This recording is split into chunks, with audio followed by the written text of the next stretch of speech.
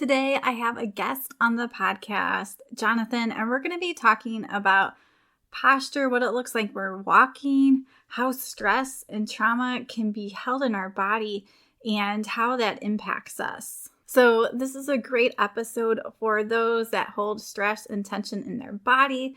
I know I tend to tense my shoulders. And for those who are feeling some chronic pain and aches. And always, friends, if you guys are feeling stuck in your health and know that getting some support and accountability would make a difference, so you can start staying consistent. And I encourage you to set up a free health coaching call with me. There's going to be a link down below. It's really just a quick call to talk about your goals, your struggles. And I offer a 20% discount to military families, frontline workers, and teachers. So don't put off your health today. Take that first step towards a healthier you. Hi, friends, and welcome to the Healthy Beyond 40 show. I'm Michele, mama 4 and military wife, and I'm passionate about helping women get healthy from the inside out so they can feel better and live their best life. Do you feel like you're struggling to lose weight and get in shape? If you're ready to develop healthier habits, exercise consistently, and lose weight sustainably, then you're in the right place. I combine my expertise from my doctorate in physical therapy to my experience as a health coach, personal trainer, and yoga teacher to bring you actionable steps for a healthy lifestyle. No magic pill here, so lace up those shoes and get moving. Jonathan, welcome to the podcast. I'm so excited to have you here today. Thanks so much for having me, Michele. I'm really excited. Yeah, so tell me a little bit about your journey and your story. Well, I started doing yoga in my early 30s. Well, I started doing yoga when I was 6 years old. My mother made me do it, and I didn't really want to at that time. And then in my 30s, I was actually rollerblading quite a bit, and I was rollerblading over the Brooklyn Bridge and saw a friend of mine up ahead and waved him down and said, "Wow, you look really good. What are you doing?" And he said, "I'm doing yoga." I said, "I'll be there tomorrow." And that was it. I fell in love immediately and started doing yoga 6 days a week, pretty much right away, doing a pretty advanced practice because my open hips really allowed for that. Mm-hmm. It took about 2.5 years before my knees started to hurt really badly. And in the long run, I needed 3 knee surgeries to take care of my knees. And then one of my teachers asked me the question that changed my life, which was, "What are you doing to prevent a 4th surgery?" And I realized I had no answer, that like all likelihood, I'd be back on the surgeon's table because I hadn't really made any changes. And that was the start of my pain relief journey. I took a step back and learned a lot about anatomy, learned about my own movement patterns, learned that I was too loose for my own good, and changed the way I stand, changed the way I walk. And through that, stopped getting out of pain and became a yoga teacher. And not too long after that, started putting some of my yoga students through a new program I had created called the Core Walking Program. And lo and behold, they started reporting they were getting out of mostly back pain, but hip pain, groin pain, all different kinds of pain. And it wasn't really my intent when I started it, but that's what led me down the road to where I am now, which is 20 years later. Yeah, thanks so much for sharing. So a lot of people, I'm guessing, might be more on the other end where they're tight and their muscles are tight, and we see those restrictions in different ways. But I do see people that are hypermobile or have more flexibility. And when you're like that, you need to focus on different things too, and really going back to what you're big on. I know, looking at the posture and looking at how you're moving and walking. So tell us a little bit more about the importance of posture and walking. I started to look at my own posture in the mirror and look at my family's posture. We all have the same patterns. We walk like a duck and we stand with our feet turned out and lean backwards when we walk. There's an image I use that's kind of dating myself at this point because I'm 60, but it's Keep on Truckin' by R. Crumb, which is a cartoon where the guy is leaning backwards and his feet are splayed open. And that's really how everyone walks. So it was sort of a coincidence that got me into walking. I just started thinking about it. And to be honest, one night and my brother was driving me somewhere and he goes, "What are you going to do with your life?" And off the top of my head, I said, I think I'm going to teach people how to walk." And that was the start of it. And to this day, people don't know what I'm saying when I say I teach people how to walk. They find it to be a really confusing thing. But in truth, posture, walking, breathing, there are all these things that we're just not designed to think about. So we don't think about them. But Mm-hmm. once I can show you that your posture is not all that good and your walking patterns are not that good, it can really help you get out of pain to make those changes. What's interesting is it's not the way you walk or stand often cause the pain that you're in. Something else might have caused it, a car accident, a fall, repetitive stress, but the way you stand and walk often holds you back from healing. Yeah, absolutely. And so because everybody's going to be a little bit different how their posture is or how they're walking. But what's like one or two quick practical tips that you could give people? Well, if you're loose, stop hyperextending your knees. That's a really big one. And if you're not too loose, stop leaning backwards. And even if you are loose and hyperextend your knees, also stop leaning backwards. Mm-hmm. Nobody thinks they lean backwards. When I do my workshops and I bring someone up to the front of the room and I say, "Are your shoulders on top of your hips, behind your hips, forward of your hips?"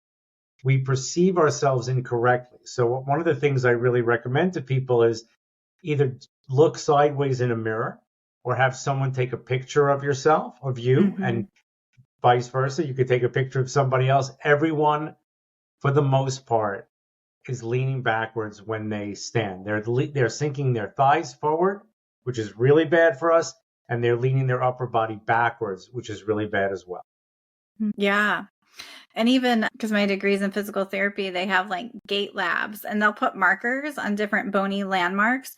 So really being able to look or mark where your shoulder is, where your hip is, and really looking at that as you're taking your picture, looking in the mirror.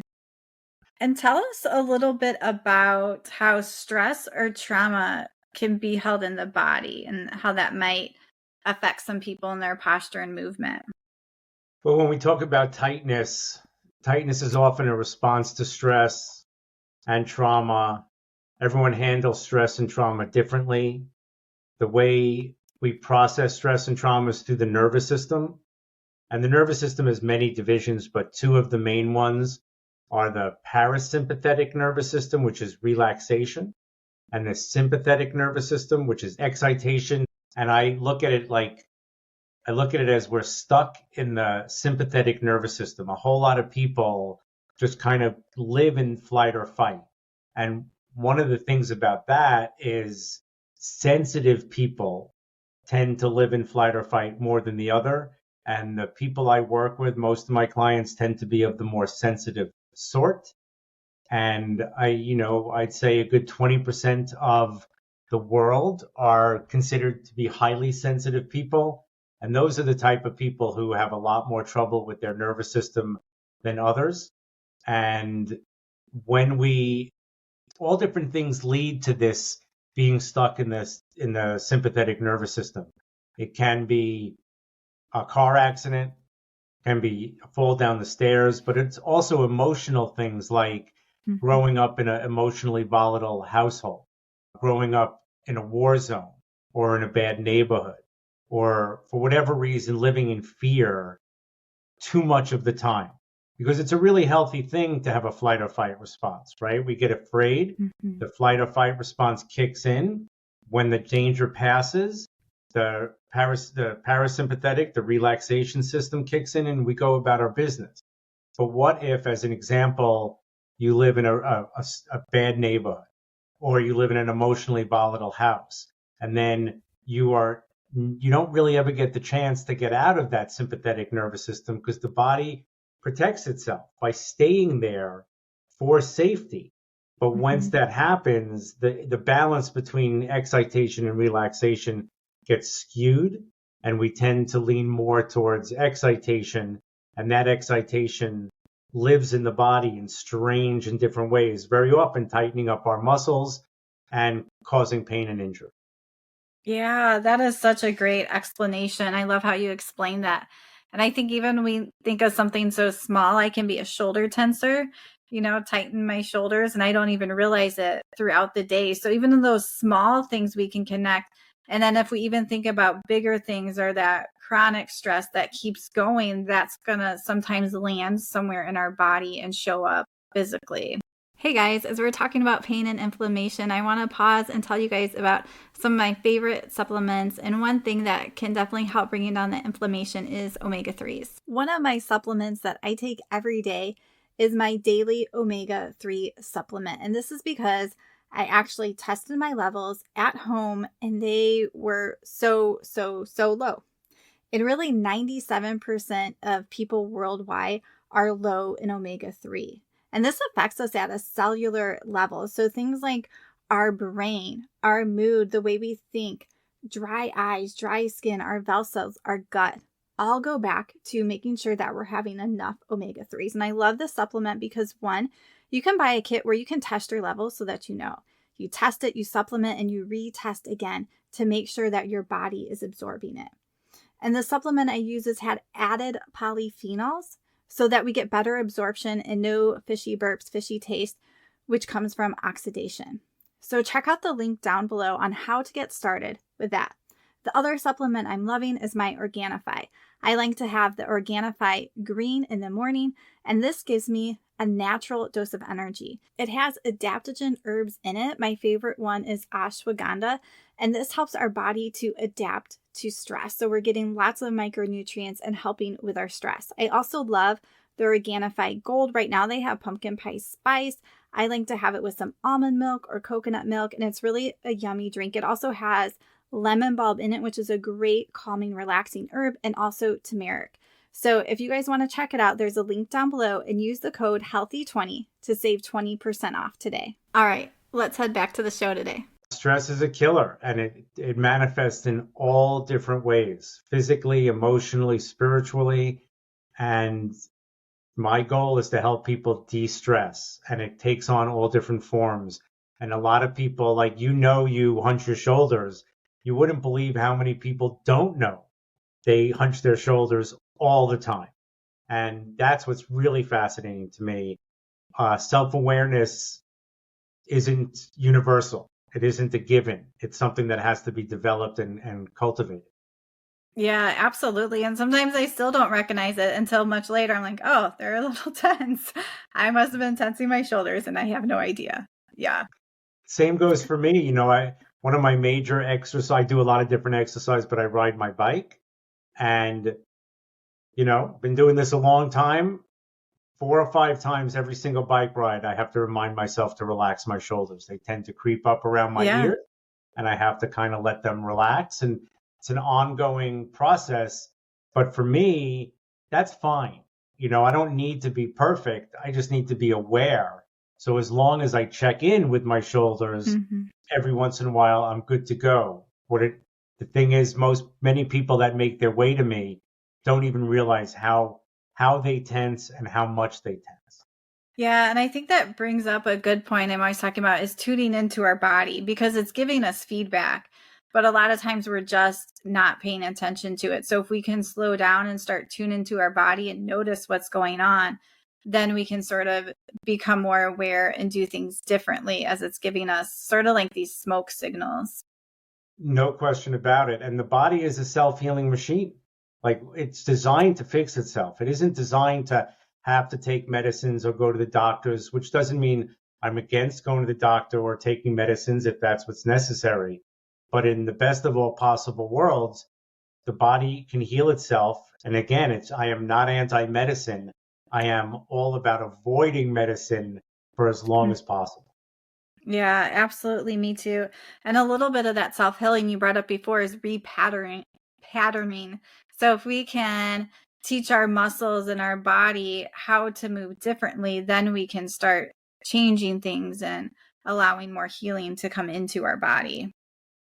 No, absolutely. Poor posture and poor walking patterns by definition means you're using muscles in an incorrect way. You're overusing certain muscles, underusing certain muscles. And if you learn to change your posture and change the way you walk, you start to get all your muscles to work correctly, which in and of itself takes so much stress out of the body. Absolutely. And so I know you like to talk about the psoas muscle. So tell us real briefly, give people an idea of where it is and why it's important. So I like to say the psoas is the most important muscle in the body. It's the muscle of standing. As upright human beings, the psoas muscle creates the lumbar curve. If you're on all fours and you come up to stand, the psoas crosses the pelvis and pulls the lumbar forward into a curve. It's the muscle of walking. So it's one of only three muscles that connects the legs to the spine. The other two are piriformis and gluteus maximus. Gluteus maximus, we grip too much. Piriformis is a sciatic muscle, a muscle of sciatic pain. And every successful step we take is initiated by the psoas. Key to that being successful, because if we don't walk well, we're not using the psoas well. But then the really esoteric and interesting thing about the psoas is it's the muscle of pain and trauma. So going back to that flight or fight response, this gets esoteric, but I believe, let's say we use a car accident as an example. A car accident is something that happens quickly and it's over, and the body is flooded with stimuli.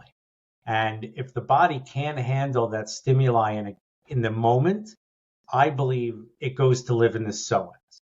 And the psoas muscle acts as a warehouse for unprocessed emotions in the body. And I'm just being honest when a lot of people think I'm a kook when I say that, because it's a muscle. And, anatomy teachers, one in particular from my past, would say, muscles don't hold on to muscles don't hold on to emotions. Muscles move us. But when I do my workshops, psoas release party is one of my main workshops. When I put people into what I call a psoas release, which is really allowing the muscle to relax, crazy things happen to people's bodies. So when you learn how to relax the psoas, you start to get out of that flight or fight response, and you start to create ease in the hips, ease in the lower back, ease in the groin. And that really translates everywhere through the body, the knees, the feet, the shoulders, the head and the neck. So it's really an overarching phenomena. I drove my daughter home to college after a spring break yesterday. So I had a 4-hour drive home to myself. And one of the things I teach people is when you drive, you have to keep your head on the headrest. It's really important to keep your head back on the headrest. And what I was thinking about yesterday, because this is pretty much all I do is obsess on these things, when you take your head off the headrest, you can feel your pelvis and lower back kind of collapse down. And then when you put your head back on the headrest, the lumbar spine, that lower back moves into a much better place. And it goes back to the psoas. When the head is on the headrest, the psoas is more likely to be aligned. So it's a whole body thing starting deep in the core in this psoas muscle. Yeah. And I think there is a lot of information coming out, not necessarily just about the psoas, but just how trauma and stress is stored in our body.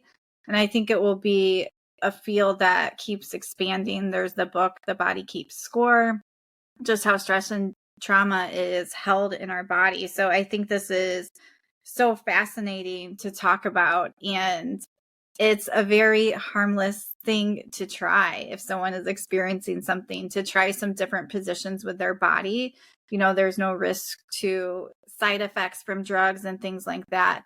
So I'm always open to trying different things that have a low risk, because it should be first do no harm.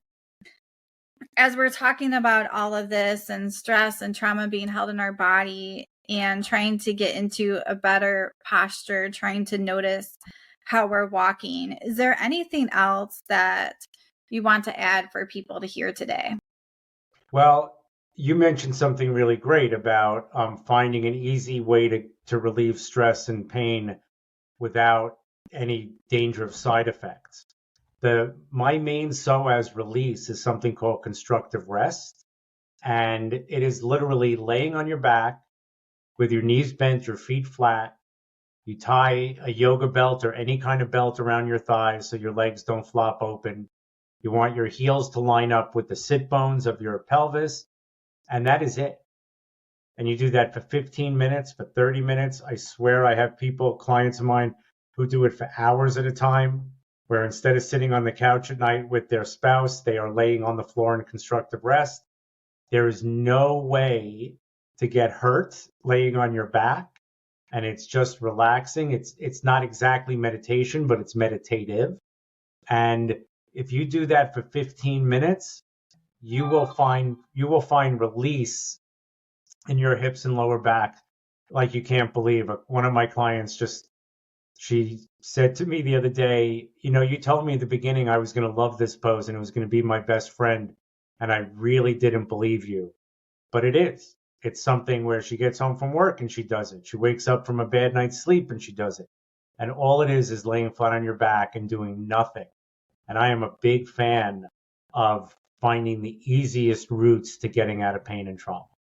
Yeah, I love that. It's something super easy that people can try at home. And I would even imagine maybe adding some deep breathing or something calming.